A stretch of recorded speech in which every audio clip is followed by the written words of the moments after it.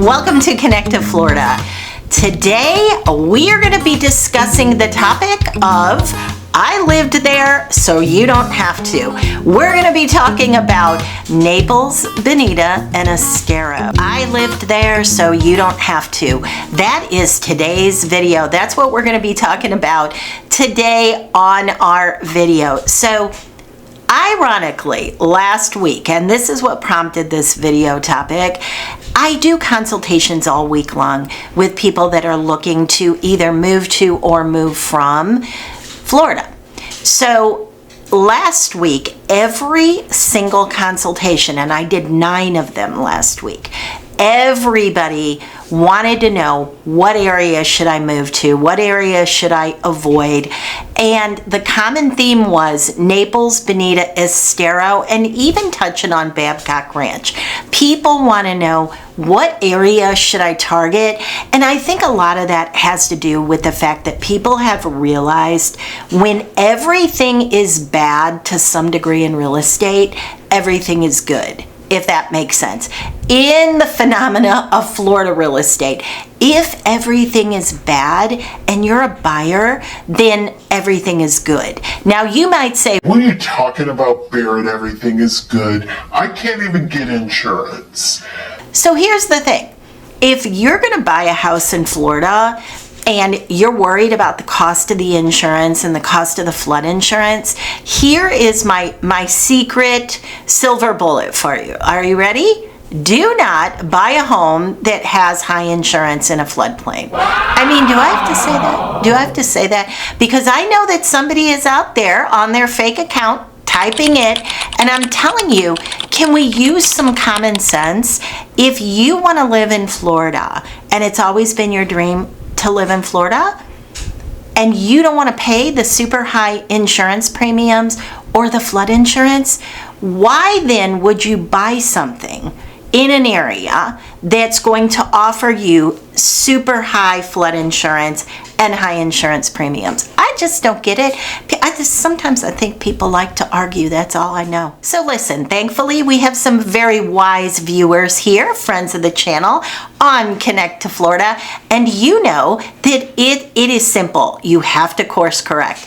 If you want to live in Florida, you just have to course correct. Yes, you thought that you wanted to be within a mile of the Gulf of Mexico. You thought you were okay with paying the flood insurance premium, but now that it's really hard to get insurance west of 41, you have made the decision that you're going to take a little step back. You know how I always say, if you're in the car at a mile, be in the car at 3 miles and get better pricing, better insurance, maybe no flood insurance requirements, impact resistant doors and windows, resort style amenities. Just course correct. If you are moving to Florida because of the beach and you're in your car at a mile, be in your car at 3 or 5 miles. You'll get a whole lot better pricing. But all that said, I digress. Today, we are talking about Naples, Bonita, and Estero, and I am going to give you, in my opinion, okay, in my opinion, the differences in living in all 3. Now, how can I talk about that? Because I have lived in all 3. I live and work on a daily basis in all 3. Some of you, by the way, ask me what area, like how far north do I personally go? I personally go all the way to Sarasota, but I have a team. My team is great. They are handpicked by me. And if you are looking to buy anywhere in the state of Florida, we've got you. So just know that. I bring that up because people do ask me that. So let's talk about it. We're going to touch on some of the subtle differences in my world of living in Naples, Bonita, and Estero. All right, so first let's talk about Naples. I have lived in Naples for about 10 years, maybe a little more, 11 years. I lived in North Naples. And I lived in North Naples before it was cool. Remember back in the day, some of you that are longtime Naples people, remember when, if you were not in those more downtown zip codes, how you were just way too far out? And then remember North Naples started building up and Mercados started building, and for a little while there they were going to level Naples Park and make it like more of like what Mercado is. None of that happened, obviously. But remember when North Naples was too far out? Well, what ended up happening was some of us bought there saying, okay, well, I'm ahead of the curve. I'm buying in North Naples because I can easily see that the spread is happening. So I lived in a home, a single family home in North Naples, 4-bedroom, 2-bath pool home, facing west, definitely not walkable to the beach. It was off Airport Road. So at the time when I bought, I absolutely loved the location. So as time progressed, Airport Road became so incredibly busy. Like, in order to get out of the neighborhood, you really truly would sometimes sit 10-15 minutes because you'd have to time the light and try to get it just was really awful. And at the same time, the increase in value was insane. I was like, wow, value's up 25%, value's up 40%. So that is actually the reason that I sold, is because the value went up so much. And I, at that time, was willing to say, you know what, I think that growth is going to continue, so I'm going to shift a little bit north, and I ended up in Bonita. But that said, when I lived in Naples, what did I notice? I loved Naples. However, so does everybody else, which causes it to be extremely crowded.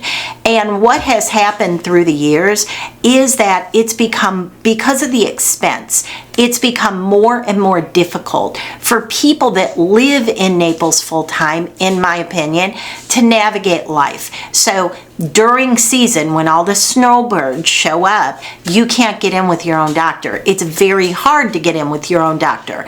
So you have to pre-plan that out. But what if you get sick? You know, what if something happens unplanned and then you can't get in to see your own doctor?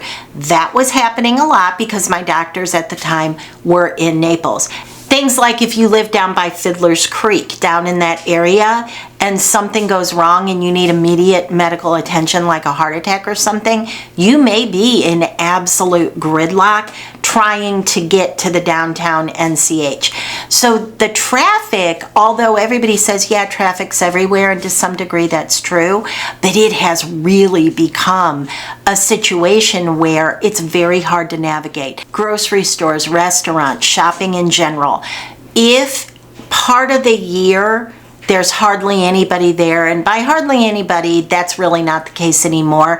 But when I lived in Naples, we used to make a joke that you could literally shoot a cannon down Fifth Avenue and it would just shoot right on down to the Gulf because nobody was there. So yes, that is much, much better, and it is much busier now during season, but it's still very, very hard for business owners and shops to staff things because you never know when that gully is going to hit, and then you've got too many people and you have to let them go.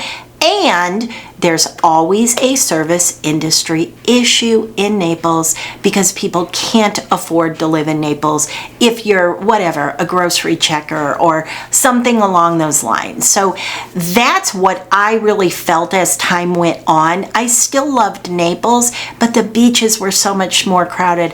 I couldn't park unless I got to the beach at 8 o'clock in the morning.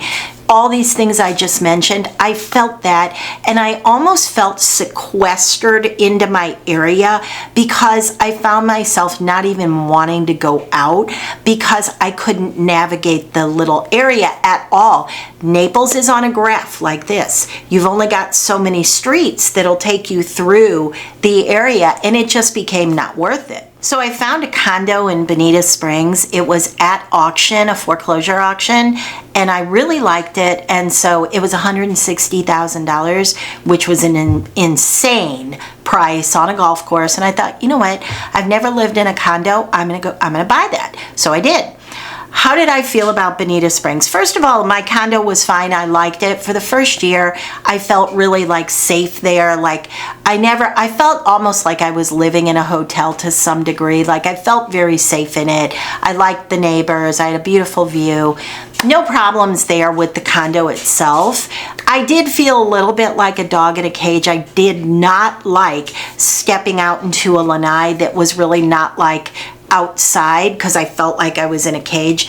I didn't like that at all. And also, the people would rent the condo below our condo, and those people smoked, and they would sit outside. They didn't want to smoke in their condo, I guess, and they would smoke. So when I would have the windows open all winter long, their smoke would blow into my windows. And also they were super loud, and the one would talk to his grandkids every single day in the morning, which good for him, but he was super loud. And it just, for me, I almost felt like I might as well invite him in and let him talk to his grandkids in my house and smoke in my house, because that's what was happening. But all that said, how did I feel about Bonita? It was fine.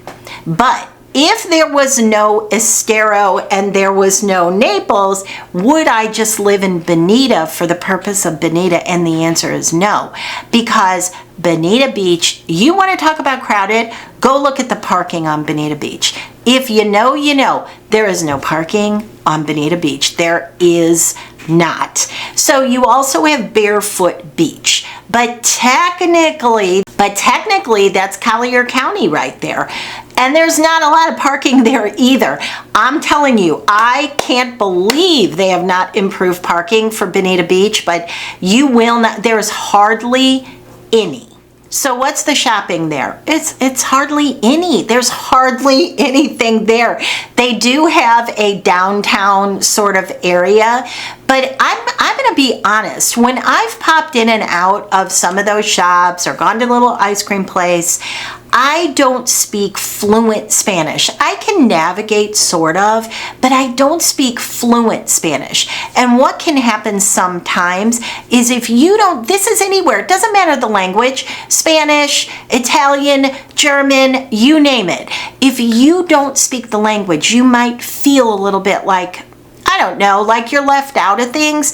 And I felt like that. So that I would never go to that downtown area ever. They do have a nice library, but I never went to that area.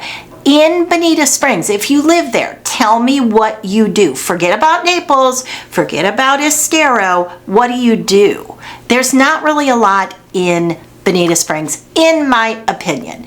So I ended up selling the condo when prices came up, and I did really well on that because I paid so little for it. Then I moved to Estero. Now, some of you might say, oh, you want to talk about nothing to do? How about Estero? I totally agree with you. I agree with you. If you're going to move to Estero, that is going to be for the purpose. I've sold tons of houses in Estero. If you're going to move to Estero, for the most part, you want somewhere that is close to the airport, because it's about 20 minutes at the most. You're probably a golfer because they have beautiful golfing communities. The Brooks is amazing. You've got all those golfing communities you can choose from. Bundled golf, non-bundled golf. The Commons, you can join the Commons Club, and then you get a beach club, and the parking is no longer a problem. Coconut Point is in Estero. Tons of shopping, farmers markets on Thursdays, lots and lots to do. I'm in Coconut Point all the time, like literally all the time. And I even utilized it to go, because they play music outdoors all the time. I would go there at 7:30 in the morning when the sun's not super hot and walk all through there. And it's super nice because you have the music and I'm looking in the windows of the stores.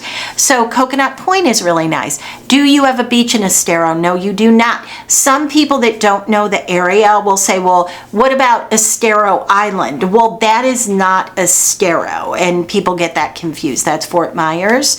So What beach do I go to? Well, I can try to get on Bonita Beach if I wanted to, or I could keep going and go to Naples, or I can head north and go to one of the beaches there. But I'm going to tell you what you may find the same way I did. And I work a lot. I mean, honestly, I work all the time. That's why I'm in Estero, as I was starting to say.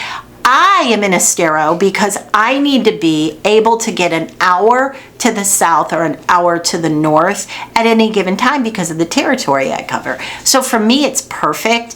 But for you, you may say that doesn't work for me because I want to live somewhere resorty. So if you move somewhere up and down Corkscrew Road, yes, the traffic's going to be bad there for a while. They're widening that. When they widened that a couple of years ago, I was just absolutely astonished that they added 1 lane when they should have added like 3. And here we are widening it again. So what you'll find is the farther you're willing to go out, the more amenities, generally speaking, you're going to get in the community because they know that your beach trip is going to be a day trip. You're going to have to drive in probably 45 minutes, considering traffic, to choose a beach. Maybe even more if you chose the Place or Verdana Village or somewhere out that way.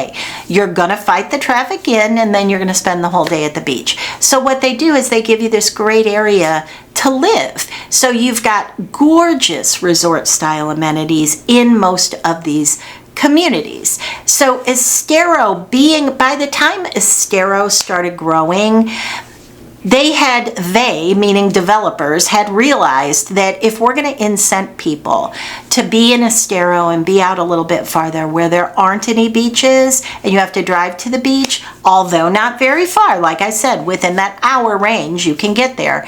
But the developers realized that we're going to have to give people nice amenities that incent them to do this. So for me personally, I have found Naples to be very, very snowbirdy and seasonal. Bonita is lovely. It's a nice place to live. Nothing wrong with it, but not a whole lot to do within Bonita.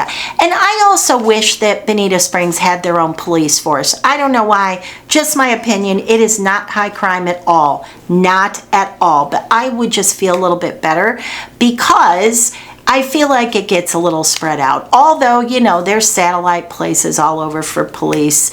But I just personally, I don't know, maybe that's just my thing. Bonita is nice. There's nothing wrong with it at all. It's a nice community. It's a safe community. You are in close proximity to other areas that you can drive to. But for me, as I drive through it as a whole, I just feel like there's better choices. And again, there are newer communities being built in Bonita, like Bonita del Sol is very nice. There's newer communities that are offering good pricing with nice amenities and low HOAs. So I'm not saying rule that out, but I'm just saying know that you're kind of like middle Joe there. Estero for me has been my favorite based on these 3 because of my lifestyle and the way that I live. I hardly ever go to the beach. If I go to the beach, like I said, it's an afternoon, but I hardly ever go, and I'm willing to drive to it. I more need my solitude at home. I like to have amenities. I like to have things to do. I love to go over to Coconut Point. I'm close to Naples. If I want to head down that direction, I show property there all the time. But I also find myself really enjoying the fact that I'm only about 45 minutes from Welland Park, Venice, Nokomis, Inglewood, that area, because I like that area very much as well. So I hope that helps you sort out the differences between Naples, Bonita, and Estero. If I didn't touch on anything, let me know down in comments and I'll be sure to do a follow-up video.